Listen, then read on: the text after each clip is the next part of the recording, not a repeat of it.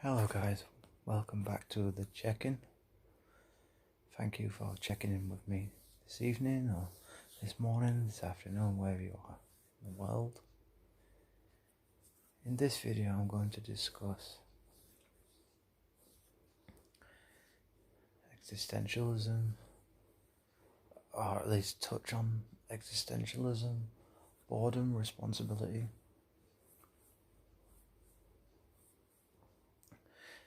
meaning, values, and everything else in between.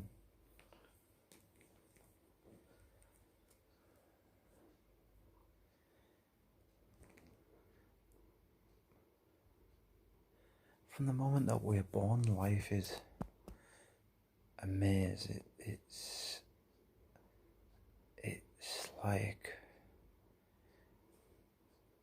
like trying to navigate your way across an ocean without a compass, or any way or means of knowing where you are, and without any direction really.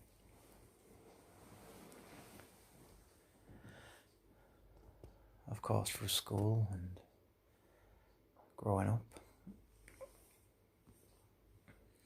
we start to be taught about culture, our own culture, sometimes about other cultures, and how other cultures impact ours, and how our culture impacts others, or how it was influenced by us, and how ours has influenced others, and the importance of our culture and our place in the world. And things like teaching what's supposedly right and wrong based on our perception and interpretation of morals and ethics.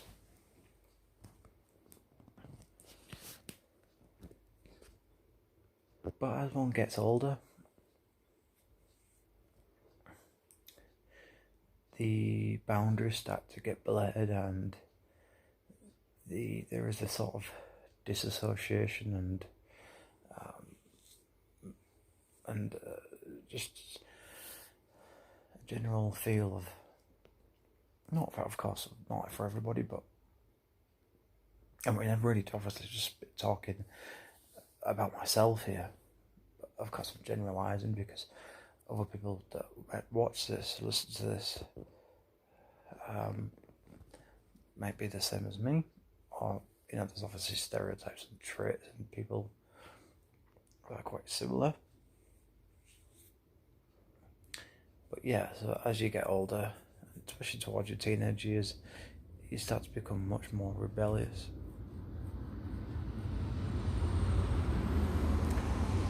Much more open to new ideas and concepts, and also to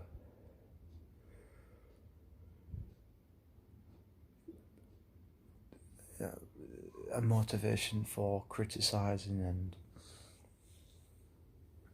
evaluating previously accepted forms and notions and opinions, attitudes, etc.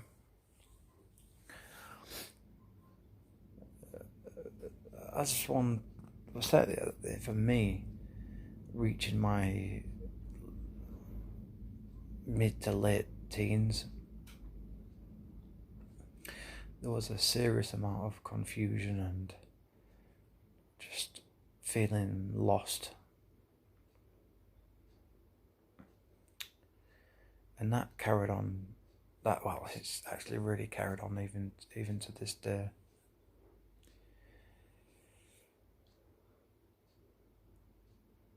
I think part of the reason for that is a lack of duty, is a lack of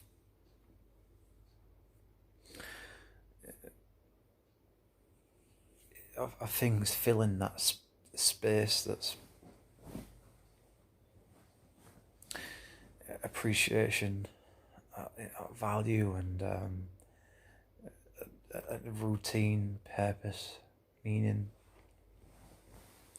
Even if you think that those things are kind of superficial or shallow ideas, or just very subjective things. I still think that those things are very important.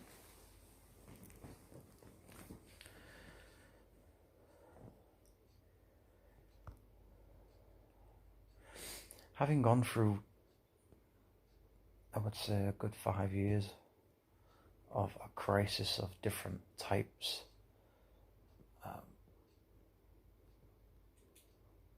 I don't like to use the word existential crisis, but I guess you could call it, I guess it could be classed as something like that.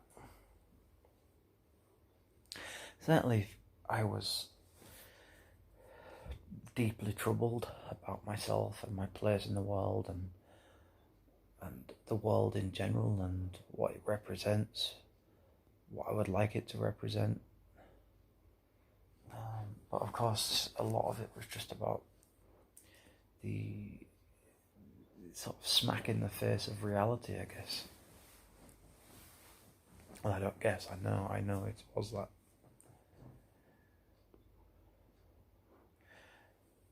It's only really from my being 25 years of age that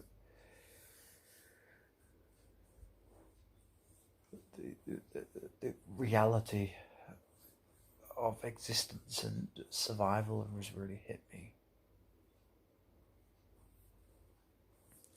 I think before 25 I was very much still in that sort of adult child kind of area. I really wasn't really psychologically mature enough to handle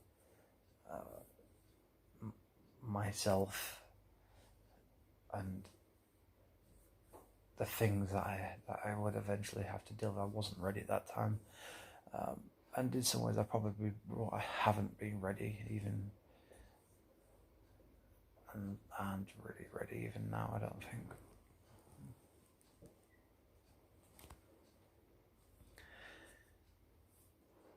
I think we have to be careful not to put boredom and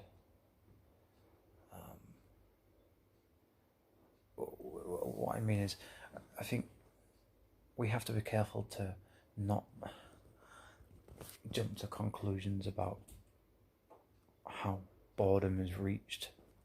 I don't think.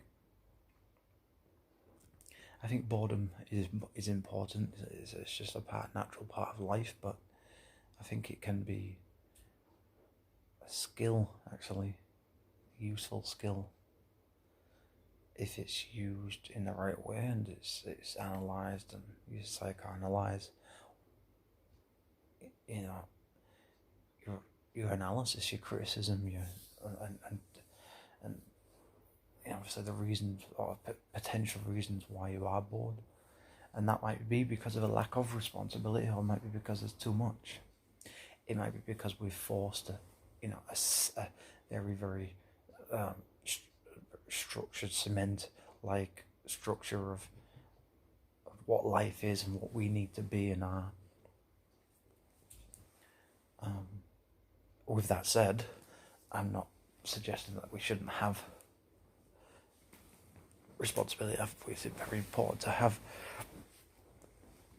a set of habits, a set of things that we do frequently, a set of standards, and so forth. But ultimately, it's very much about understanding why those things are important and having some realistic expectations of yourself and people around you in the world and everything else.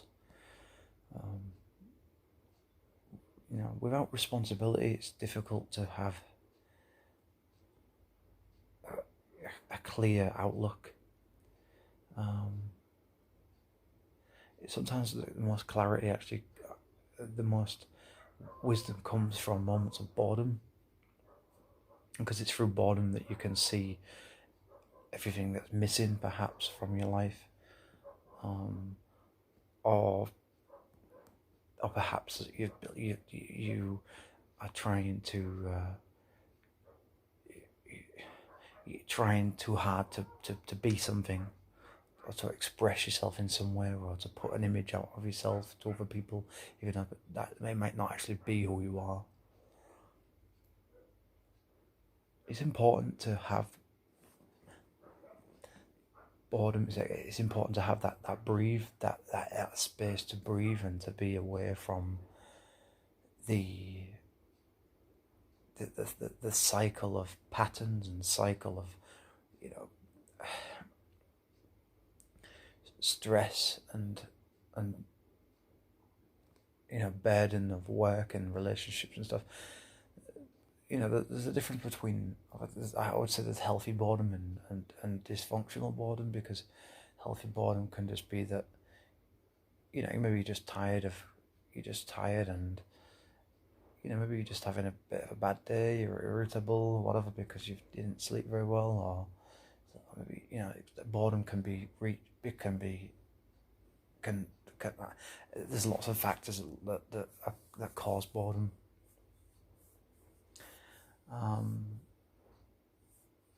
But I think ultimately, one of the ways you can fight off the more negative sides of boredom, long-term boredom, is by setting yourself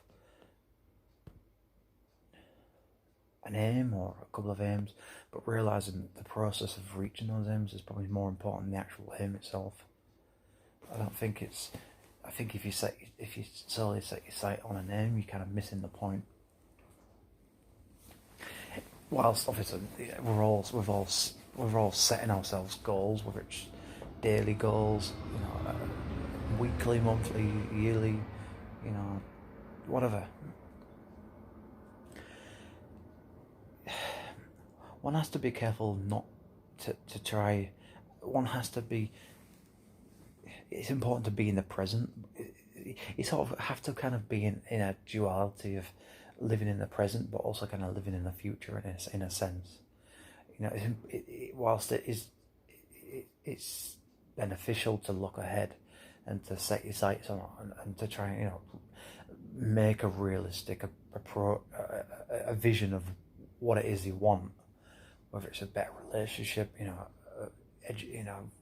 gaining certificates and this or that, you know, a degree perhaps, passing your driving license, you know, learning how to cook, whatever these things are, whether it's you know, whether it's something that can be realised in the short, long term. That's important to have that realistic view of what that is. But then again, saying that, you don't really fully know what it will be until you actually reach it. So I think ultimately that the stages, the processes of getting there, in my opinion, are more important. They sort of work hand in hand, really, but I think you have to be fulfilled. You have to feel satisfied enough to want to keep persevering enough to reach those points.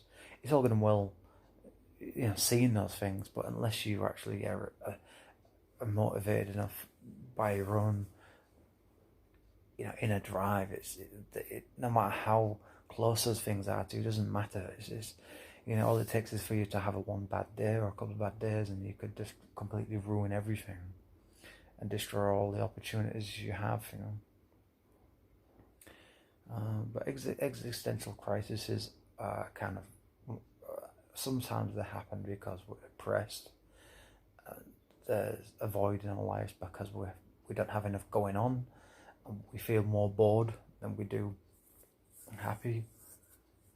But sometimes actually that happens because we've been very happy, and now we feel less satisfied because we've got sort of come down off a drug, I guess you could say. So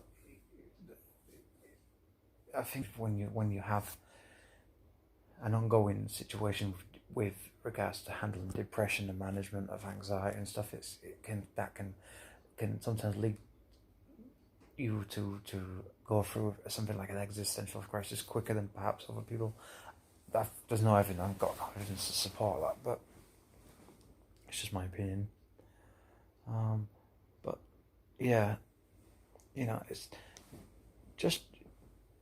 important to write down your emotions and your ideas, and to analyze things and to put things into perspective, and just to see on paper rather than just in your head.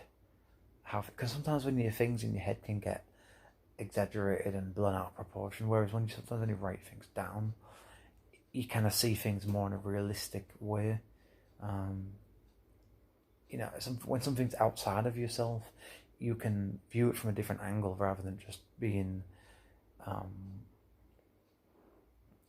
reflective, I guess, or something. I don't know, but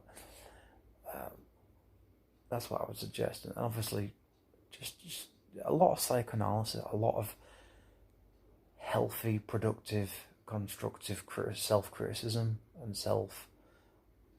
just finding ways to be self-motivated and keep pushing forward, keep doing new things. That's what's key, I think, is to have a routine of waking up, eating, sleeping. Even if you don't have a job, even if you're not studying, just have some kind of a system that gives you a reason to get up, gives you a reason to go to sleep at a certain time. And if you wonder, this is kind of inspired by what Jordan Peterson was saying in a video I was watching earlier about existentialism. But this is just my take on kind of what he was saying, really. But he's the genius. He really is the incredibly intelligent man. But these are kind of things I've thought about anyway. But it's just he's put more clarity on it and put, the way that he describes things is very systematic and just better overall, really. But anyway, guys, I'm going to leave it there for now. So thanks for listening, guys. Thanks for sticking by, and I hope you've enjoyed this video. I hope you've enjoyed the audio, really.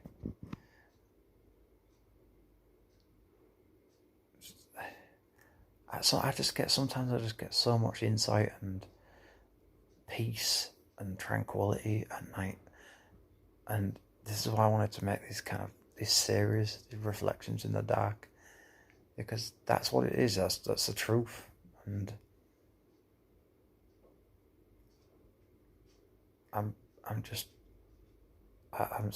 many times I'm at my most happiest, I guess, just before I sleep. Anyway, guys, let's check out, and I'll see you soon. Good night and God bless. I'm an atheist, by the way.